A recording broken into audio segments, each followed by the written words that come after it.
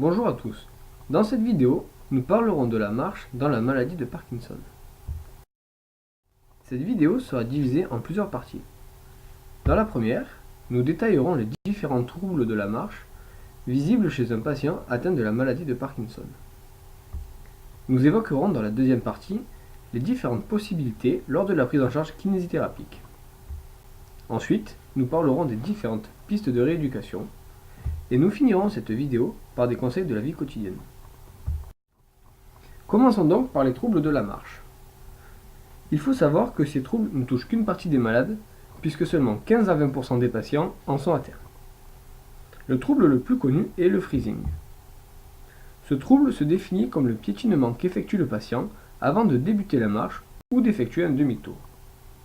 Nous évoquerons plus loin dans la vidéo des astuces pour contrer ce trouble. Contrairement à un individu sain, le patient parkinsonien fait des pas de plus en plus petits. On parle alors de festination. Ces petits pas rendent la marche moins efficace et plus fatigante pour le patient. Ils sont aussi un facteur important de chute. Il faudra donc travailler avec le patient la production de pas plus grands. En début de maladie, les troubles de la marche sont unilatéraux. Le patient donne l'impression de traîner des pieds. En revanche, lorsque la maladie est plus avancée, le patient aura une marche à petits pas. Cette nuance permet au praticien de situer l'avancée de la maladie et d'adapter sa prise en charge. Les troubles de la marche s'accompagnent de troubles de l'équilibre. En effet, les patients parkinsoniens sont très sujets aux chutes. Ces troubles de l'équilibre s'expliquent par le mauvais contrôle du centre de gravité vers l'avant, une faiblesse musculaire des membres inférieurs et la réalisation de pas trop petits. Il sera donc nécessaire de travailler l'équilibre avec votre patient. Un autre signe remarquable lors de la marche d'un patient parkinsonien est l'asymétrie du balancement des bras. Ce balancement dépend de la motricité automatique qui est déficiente chez les personnes atteintes de la maladie de Parkinson. Or, ce balancement aide à l'équilibre et à la propulsion du patient. Nous verrons plus loin dans la vidéo comment travailler ce point important.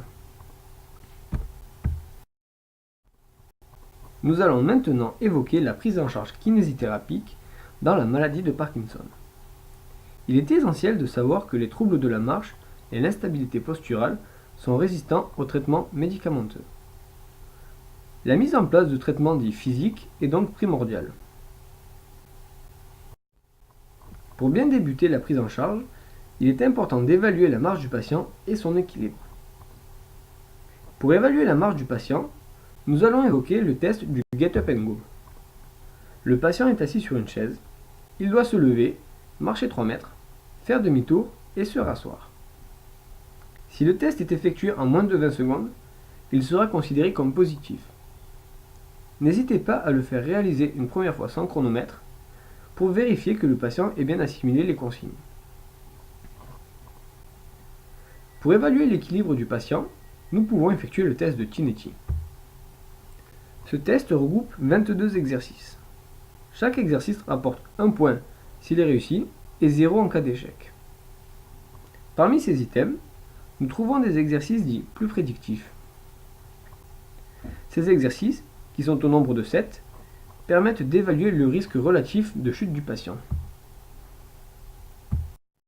Une fois ces tests réalisés, plusieurs pistes de rééducation sont envisageables en fonction de l'état du patient. Chez le patient parkinsonien, la faiblesse de motricité des membres inférieurs est corrélée au déficit de mobilité fonctionnelle et à la perte d'équilibre.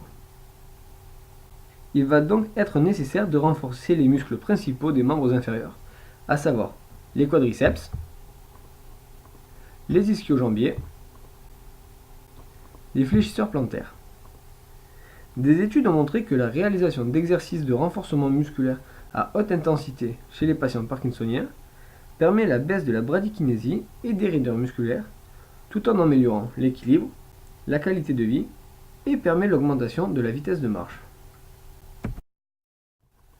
En connaissant les caractéristiques de la marche des patients, nous pouvons leur proposer différents exercices pour améliorer leur marche.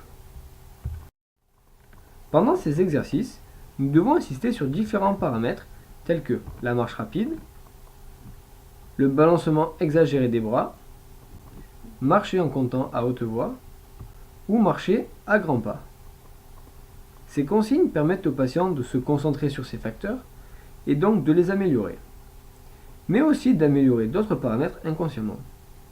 Par exemple, marcher à grands pas augmente le balancement des bras et la vitesse de marche. Pour aider le patient à rythmer sa marche, on peut également utiliser des signaux sensoriels avec par exemple des signaux auditifs tels qu'un clap de main, une musique ou un métronome, ou des signaux visuels tels des marqueurs au sol.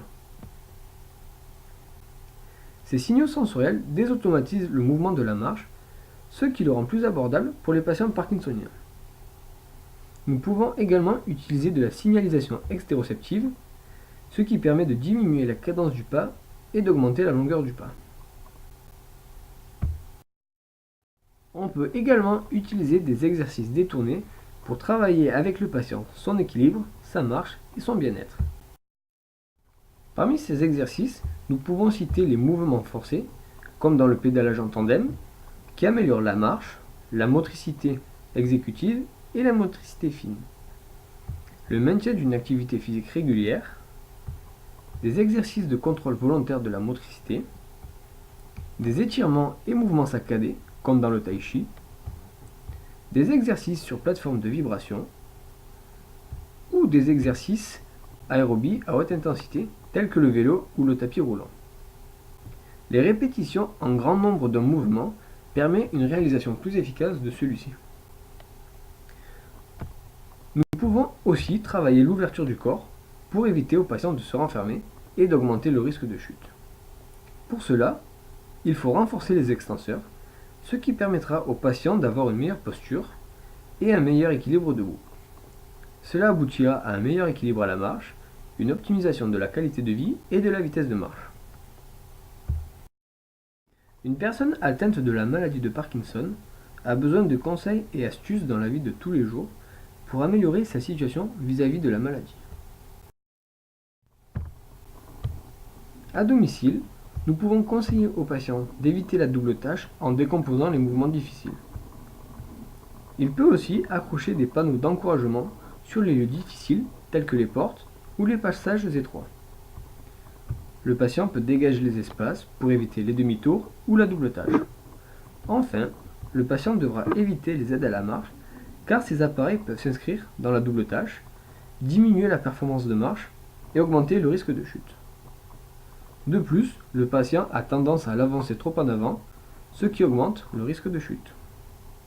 Lors d'un déplacement à l'extérieur, si le patient est accompagné, il peut demander à l'accompagnant de mettre son pied devant pour que le patient l'enjambe et ainsi réinitier le mouvement. Le patient peut aussi porter un métronome pour rythmer sa marche. Avant de redémarrer, il pourra faire un transfert de poids d'une jambe sur l'autre. Le patient peut s'encourager à haute voix pour démarrer ou compter pour rythmer la marche. Pour éviter de porter des objets et ainsi faire une double tâche, on peut lui conseiller de porter un sac à dos. Enfin, le patient devra prévoir et imaginer les mouvements dans un endroit encombré ou un virage. Cela lui évitera de tourner sur place et de risquer la chute. La stratégie du stop et un pas seulement est une astuce pour permettre au patient de s'abstraire du stress émotionnel devant certaines situations, comme libérer la place dans un ascenseur ou entrer dans un magasin. Cette technique veut montrer au patient que faire un pas n'a aucune incidence sociale et donc que cette action ne doit pas engendrer de stress émotionnel. Pour cela, le patient doit suivre une stratégie en 3 étapes durant 1 seconde chacune. Il commence par le stop, il doit cesser de vouloir avancer. Ensuite, il respire profondément et écarte les jambes. Enfin, il effectue un pas seulement. Ce pas unique engendre alors les autres pas et permet au patient de se déplacer. Merci pour votre attention et à bientôt dans une prochaine vidéo.